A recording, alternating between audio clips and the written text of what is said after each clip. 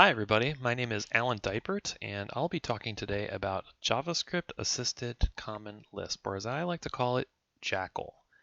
JACL is a new Common Lisp implementation that targets the JavaScript platform. My agenda consists of three major topics. First of all, I'd like to set the scene for you to give you a little context and background that could help you understand JACL and determine whether or not it's something that's applicable to what you do. I find that projects are much easier to understand if you have a little background about why that project came to be, what motivated it, what experiences led to its creation. And in this part of my talk, I'll hope to illuminate that for you. I'll also talk about the JavaScript platform and why I'm interested in it, what it can do, and what it can't do, and set the stage technically for JACL. And then I'll get into JACL itself, its high-level organization, the features that I think are interesting and important, and the parts of it that are maybe speculative.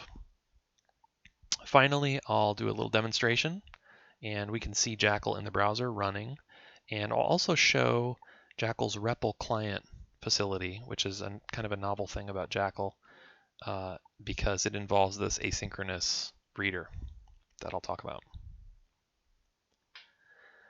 My road to JACL began, I think, around 1994. I was learning BASIC at the time, I think Quick Basic, and my dad, who's taught me programming, has been a big inspiration for a lot of things that I do. After I learned about arrays, he said, "Alan, arrays are really cool, aren't they?" And I said, "Yeah, very cool." And he said to me, there's a whole language oriented around the idea of arrays. And I distinctly remember thinking, wow, that sounds so dumb. And I'm sure he laughed a little, scoffed, and brushed aside my absolutely ignorant comment. And I went on to program in a few other kinds of languages. I returned to Lisp in a big way in 2009 when I learned about Clojure and I started to use Clojure professionally. And a few years after that, I was involved in an effort to create something called ClojureScript, which was a variant of Clojure that compiled to JavaScript instead of to the JVM, but still emphasizing functional programming. ClojureScript was really eye-opening to me in a couple regards. First of all, it was the first time I'd been involved in any kind of compiler development, and I got to see how that was done. That was really interesting. And maybe my abiding memory from that experience is just that, wow, even lowly application developers like myself can benefit from making the right kind of compiler to fit the right kind of problem. It's a great tool to be able to make and to apply. The other thing about it was that ClojureScript from the beginning was really oriented toward industrial application, and performance, both in terms of code size and in terms of speed, are really important in the JavaScript world because of various limitations surrounding JavaScript, including the fact that when people run your program, they need to download the whole program every time, usually. And the designer of ClojureScript, Rich Hickey, he made a very, I think, he had a very key insight related to code size and in code improvement, which was it's possible to lean on third-party tools like Google Clojure Compiler to do that part of the compilation pipeline. And the advantage of that is you can keep your main compiler quite simple and easy to work on. So fast forward a few years, I did a bunch of industrial ClojureScript development. I used it at work and successfully and continued to do Clojure. Around 2016, sort of randomly just got into Common Lisp. It had been always kind of a blind spot for me in the Lisp world, and I knew Rich Hickey had been influenced by Common Lisp before he made Clojure, and I had brushes with it through Clojure, but I'd never really sat down with it myself. And the more time I spent with it, the more I grew to really, really like it.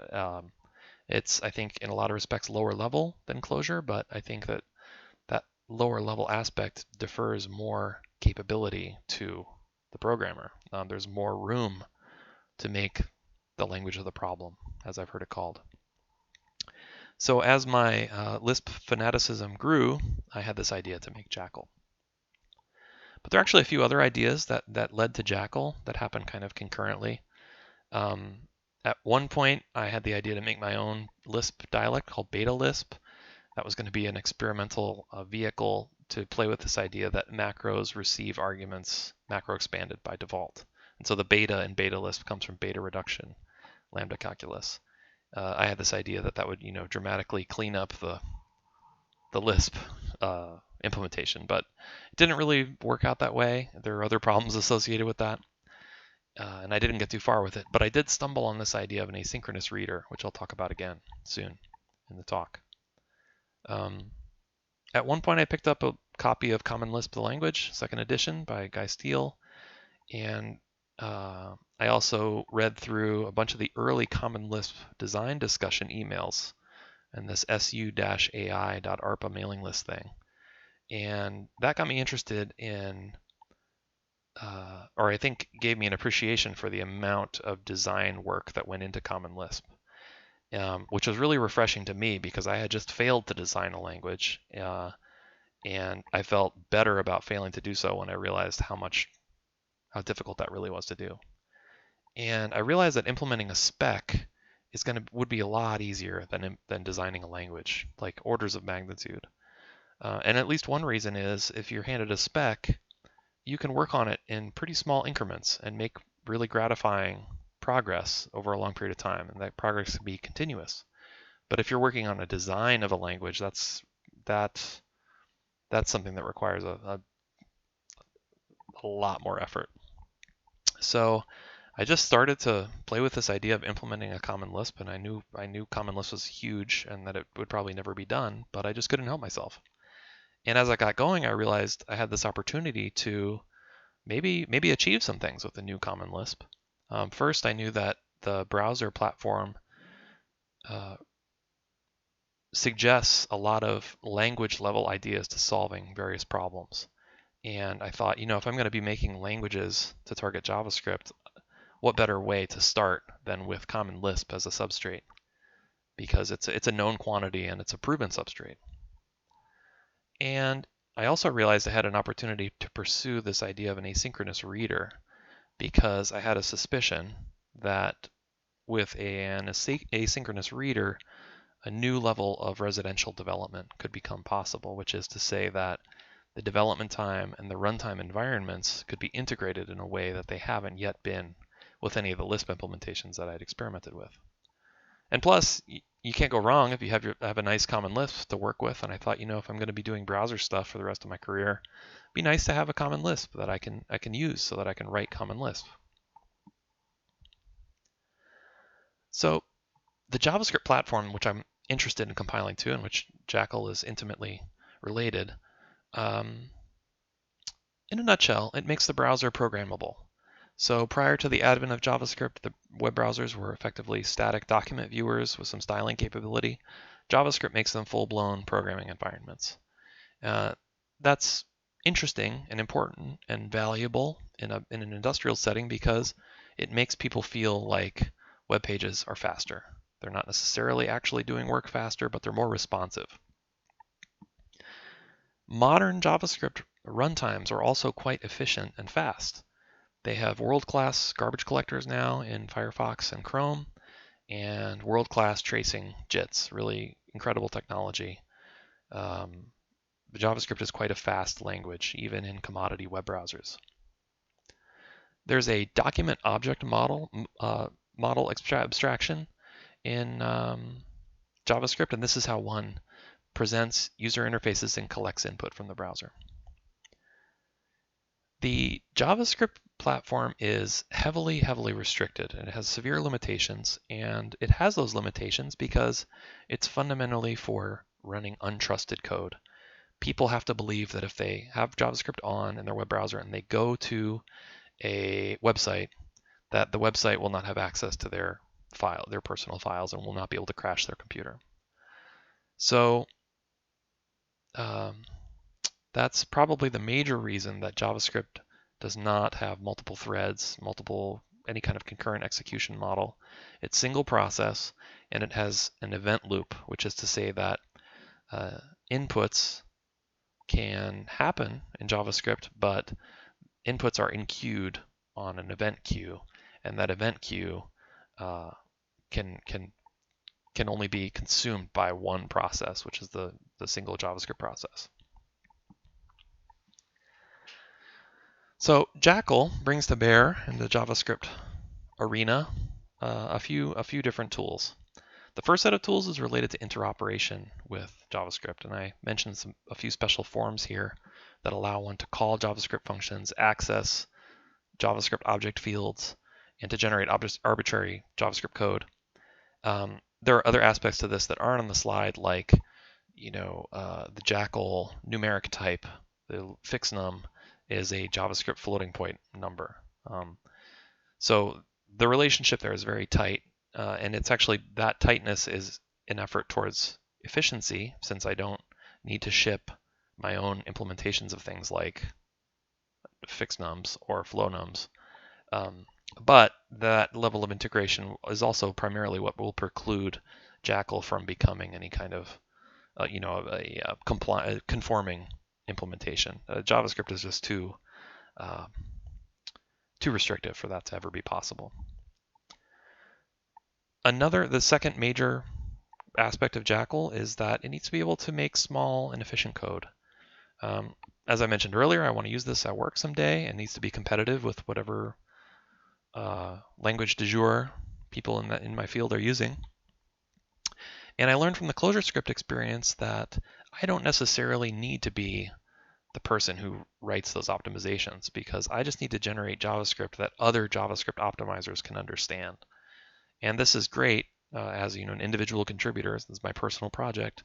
This means that I can focus on other parts of the code base and defer optimizations to third-party tools, which are excellent. The third thing that JACL focuses on, which is the most speculative but also maybe the most interesting, is that I have this idea that there is advantage to doing what has been called residential development. And residential development is a development workflow and sort of ethos characterized by this idea of closely integrating the runtime and the development environments. So the same tools that you use to build your application might be tools that you would use in the application itself. And the line between application and tooling is very fuzzy. Interesting consequences of this include the idea that development tools can inhabit the application through to deployment and even after. Smalltalk and Lisp both historically supported this kind of development. Although an IDE like a Lisp machine or a Smalltalk environment is not really in my personal scope. That's just a little more work that I'm willing to take on, and I'm not particularly interested in doing that. But I think there might be advantage to not precluding that, because whatever tools I develop would converge on an integrated development environment, and I just wouldn't want to make that kind of thing impossible. And in the meantime, I personally use Emacs with a network REPL, which I'll demonstrate. So I mentioned that the asynchronous reader was kind of a banner feature in JACL, and the reason for that is it's kind of the linchpin of the residential development environment workflow experiment. The fundamental problem here is JavaScript's model of input. Input can only be consumed asynchronously via callback. So if one were to say consume characters in JavaScript, you wouldn't be able to read new characters from some input source until your code is done running, because there's a single process. Code can only be objects can only be consumed from the event loop, the event queue, once the stack is empty. So there's no blocking, which means that the straightforward traditional approach to a Lisp reader is not really effective, because you can make a Lisp reader in the traditional style, but it will block everything else in the browser tab, and your program can be deadlocked easily. So in JACL, what we do is we have an asynchronous reader abstraction, which is it's a stateful object. You instantiate one of these asynchronous readers, and it has a method for pushing characters into it. And every time you call the method and push characters internally, incrementally, it parses. So it's an online incremental parser. And when it's accumulated a data structure, whether that's a list or a symbol or whatever, it will invoke a callback with that data structure. So next up is a demonstration, and I'll show interaction in the browser and what it looks like to run JACL in the browser, and I'll show the integration with JavaScript, and we'll show the asynchronous reader, and then I'll show what the development experience currently looks like using this JACL REPL client connecting to a remote browser and evaluating.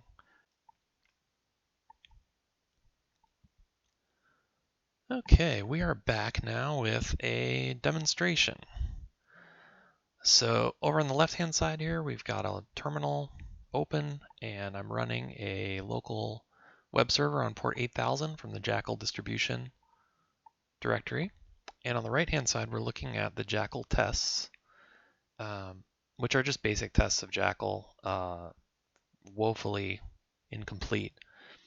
But the important thing about the browser on the right is that JACL's loaded into it. And we can actually interact with JACL through the browser's built-in development tools. And I'll show you how that's done here. I'll make this font a little bigger. So I happen to know that there is the moral equivalent of an input stream set up in this browser ready to receive characters from us. Now, of course, this console here is a JavaScript console, but we can write JavaScript code that pushes characters into the compiler's reader, or the REPL's reader. And I think it's called REPL input stream.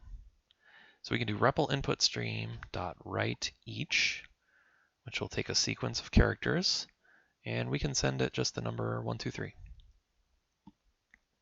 Cool.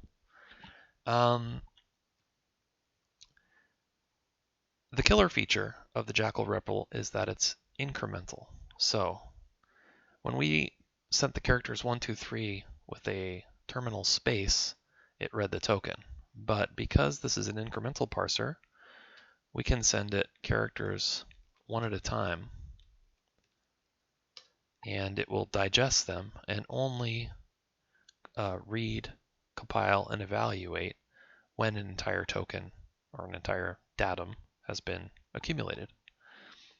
A list is, of course, the best demonstration of this. So make a list here with just 1 and 2. Oh, I better quote it. And then let's send in 3. Let's see the effect. Now, we sent in a list, which you can see gets evaluated, compiled and evaluated as a cons type object. And we can inspect that object using the JavaScript object inspector. So you can see it has 2 slots, car and cdr. The cdr is a cons with 23. And then the car of that, the cdr of that second cons is null. So it's a proper list. We can also read symbols. So let me read a symbol, and the symbol can be our entry point into the package system. Oh, of course, it's not done reading that symbol because I have to send it some white space. But when it did, you can see we get a symbol back. And you can see that there's a lot more going on with symbols than with conses. And plus here refers to the plus from the common Lisp user package. So you can see that we're in an environment where the CL package has not been referred. You can see some metadata here that's interesting to the runtime, like whether it's constant, a macro, special variable. And yeah, you can see the stack field here. This has to do with supporting dynamic binding. Okay, so that actually wasn't as interesting as I had hoped. So let's use a different runtime facility to look at all of the packages that are loaded. So I think I can do packages. So that's a JavaScript global variable called all caps packages. And you can see that it contains many entries, including JACL, JS, Common Lisp, and then some aliases. A keyword package, of course. Let's drill into the Common Lisp package. You can see the list of exports and all of the symbols that are interned in there. So if we can find a symbol that's a function, like not, okay, we can see that's a value. The list symbol is the value, and it has an f value. So this is a symbol with a function slot of, or an f definition of a particular function, and that function is a JavaScript function. And so we could actually right-click here to store as global variable. And now in the JavaScript environment, we have a handle to this function. And you can see it's a compiled function. And let's call it. So if we call it with null, it returns true. If we call it with true, it returns null. So all of this is to demonstrate that JACL functions are JavaScript functions. You can see here that the JACL function does some argument length checking, which JavaScript does not do by default. Okay, enough tinkering in the browser. Let's do some stuff from Emacs, because it's not a real Lisp until you're doing stuff from Emacs, right? So flipping over to Emacs here, these are the JACL tests. Actually, all this test result screen here is run as a consequence of this code running. I just had this open just to show some JACL code, but we want to start a REPL. And the way we can do that is with the JACL tool that ships with the JACL distribution currently. So this browser on the right-hand side is, I started it with the proper command line flag to turn on remote debugging. And the JACL REPL tool leverages the fact that the browser is effectively a server, and it connects to that server in order to send it data, characters. So to start this up, I do in Emacs, I can do Control-U, Meta-X, run-lisp, and instead of the Lisp command, I'm going to give it the JACL command. And this is actually hosed in some way. Oh, right, because we have a DevTools session over here, we can't start a new one over in Emacs. So I'm going to reboot this. Then I'm going to use a shortcut I have in Emacs called JACL REPL, just a little Lisp function, eLisp function. Okay. Now over in the Emacs side, we're connected up to the browser on the right-hand side. So I can do stuff, but you're not really seeing it take effect because evaluating the number 1, 2, 3 doesn't do anything in the browser. But we can use the JACL special forms to do things like call the alert function to produce a box on the browser.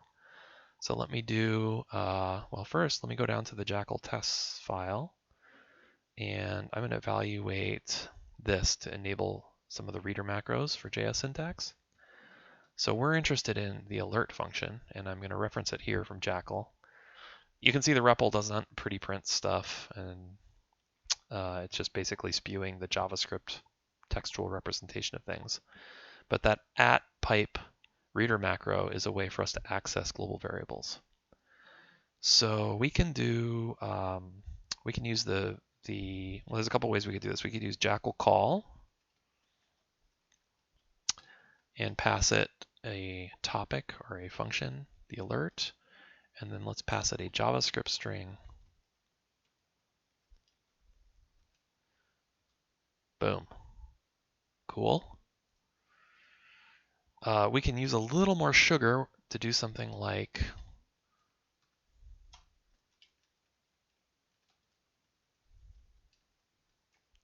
that. Oh, I didn't like it. Oh, I think I know.